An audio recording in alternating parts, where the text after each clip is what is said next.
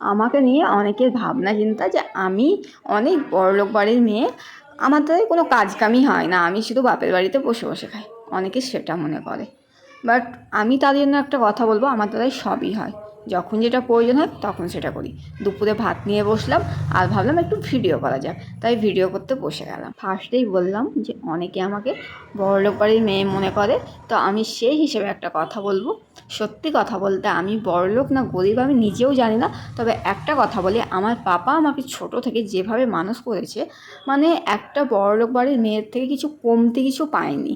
আমি এটাও বলতে পারছি না আমার পাপা বড়লোক না গরিব, আমি সেটাও বলতে পারছি না। তবে এইটুকু বলতে পারি, রেকর্ড করা রামপুরহাটের মধ্যে, মানে আমার সঙ্গে যারা জন্ম হয়েছে তাদের উদ্দেশ্যে বলতে পারি, আমার সঙ্গে জন্ম হওয়া মানুষগুলো আমি জীবনে যা সুখ করেছি, ছোট থেকে ঘোরাফেরা, খাওয়া দাওয়া, ড্রেস পোশাক পরা, হয়তো তখনকার দিনে একটা যে পার্সোনাল রুমের প্রয়োজন থাকতো সবারই, তখনকার দিনে আমার যেমন রুম ছিল এই রকম কিন্তু তখনকার দিনে কাউরই ছিল না। আমি এইটুকু গল্প করে বলতে পারি। তো এটা ছিল আমার কাছে অনেক অনেক অনেক পাওয়া। তো সেটা বড়লোক না গরিব সেটা হিসেবে আসে না এই জিনিসগুলো, এইসব জিনিসগুলো আসে শখ হিসেবে। তবে শখ করতে গেলে টাকারও প্রয়োজন।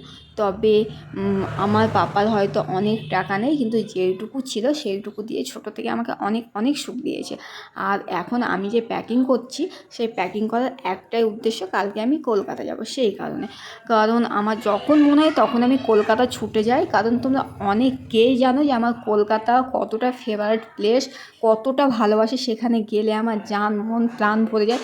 সেই ছোট্টবেলা থেকে যে কলকাতা যাওয়া এইভাবে স্টার্টিং হয়েছে, এখনও পর্যন্ত ঠিক যখন মনে হয় তখনই ছুটে চলে যায়। তো এখন আমি চেনটা খুলে রাখছি, কারণ আমার বাইরে গেলে চেন টেন পরে যেতে খুবই ভয় করে, যদি মনে হয় কেউ গলা থেকে ছেড়ে নিয়ে চলে যায় সেই কারণে। আর ইয়ারিংটাও খুলে দিলাম, কারণ ড্রেসের সঙ্গে আমার এইরকম ইয়ারিং মনে হয় ভালো লাগছে না, তাই ইয়ারিংটা খুলে দিলাম।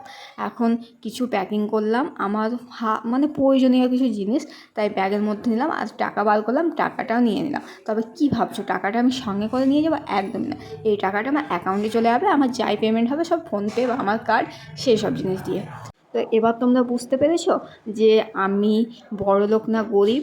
মানে অনেকে বলে আমার নাকি খুব অহংকার আছে, কিন্তু একদমই নয়, আমার একটু অহংকার নেই। কারণ অহংকারটা কেন নেই জানো? ছোটোবেলা থেকে আমি সব কিছু দেখে বড় হয়ে গেছি।